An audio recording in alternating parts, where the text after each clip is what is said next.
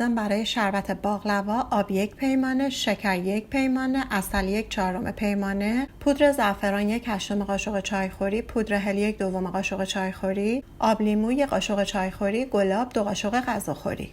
مواد لازم برای باقلوا: خمیر فیلو، کره آب شده به میزان لازم یا حدود 100 گرم، گردوی کوبیده شده 50 گرم، پسته کوبیده شده 50 گرم. ابتدا شربت باقلوا رو درست میکنیم. داخل قابلمه کوچیکی آب رو اضافه کنیم، شکر رو اضافه کنیم، آب لیمو رو اضافه کنید. اجازه بدید با حرارت ملایم رو به بالا شکر آب بشه. بعد از اینکه شکر آب شد، عسل رو اضافه کنید، مخلوط کنید. پودر هل رو اضافه کنید، پودر زعفران رو اضافه کنید، گلاب رو اضافه کنید. مواد رو مخلوط کنید. اجازه بدید مقداری شربت غلیظ بشه. 5 دقیقه الی 10 دقیقه بذارید که مقداری غلیظ بشه و بعد از روی حرارت برمی‌داریم. بعد از حدود 7-8 دقیقه هستش شربت من آماده هستش. از روی حرارت برمی‌دارم و کنار میگذارم. برای خمیر باقلوا از خمیر آماده فیلو میتونید استفاده بکنید، ولی اگر میخواید خمیر رو خودتون توی منزل درست بکنید، من ویدیو طرز تهیه خمیر باقلوا رو دارم توی کانال که لینکش رو براتون اینجا میذارم و یا در قسمت توضیحات ویدیو که میتونید خمیر رو خودتون هم درست بکنید. من خمیرم رو روش یک پارچه تقریبا نم گذاشتم که خشک نشه وقتی داریم کار میکنیم. قالبتون رو تهش رو چرب بکنید با کره آب شده. من اینجا گردو و پسته خرد شده رو با هم مخلوط کردم، ولی شما میتونید فقط از گردو و یا پسته خرد شده هم استفاده بکنید. خمیرمون رو به صورت لوله‌ای میخوایم درست کنیم. با کره آب شده مقداری خمیرتون رو چرب بکنید و از گردو و پسته خرد شده یه طرف خمیرتون به شکلی که میبینید بریزید. 1 سانت دو سر خمیر رو خالی نگه دارید برای اینکه راحت‌تر خمیر بسته بشه و توی قالب قشنگتر جا بگیره. مواد رو صاف بکنید و شروع به لوله کردن خمیر بکنید.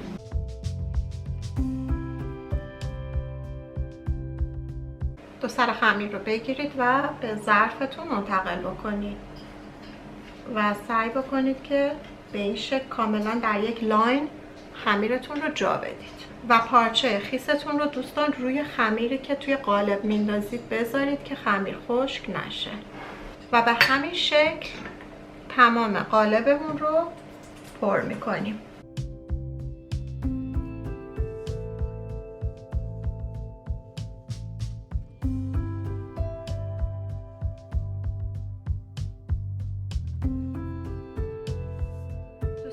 خمیری رو که در واقع میخواین داخل قالبتون لوله بکنید بهتره 2 سانت اضافه تر نسبت به طول قالبتون برش بدید که باقلواتون خوشگل تر بشه زمانی که پختش تموم میشه. خب دوستان باقلواهامون آماده شدن. باقلواها رو به 3 قسمت برش میزنیم.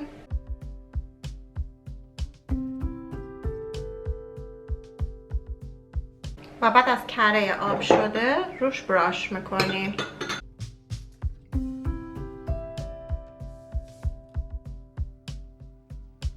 دوستان من به یه نتیجه رسیدم که برای درست کردن باقلوا هر مدل و یا برک که با خمیر فیلو کار میکنید، قبل از اینکه لایه آخر کره رو بریزید روی خمیرتون حتما قبلش برش بدید و بعد این کار رو بکنید. این باعث میشه که خمیر لایه های بیرونی خمیر فیلو موقع پخت بلند نشه.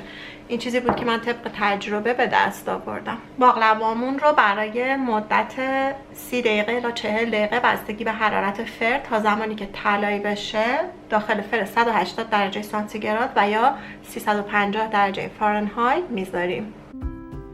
دوستان من بعد از 20 دقیقه باقلوامو درآوردم چون مقدار باقلوای من کمتر هستش، مدت کمتری هم نیاز بود. همین شکل که باقلواها داغ هستن شربتمون رو میریزیم روی باقلوا.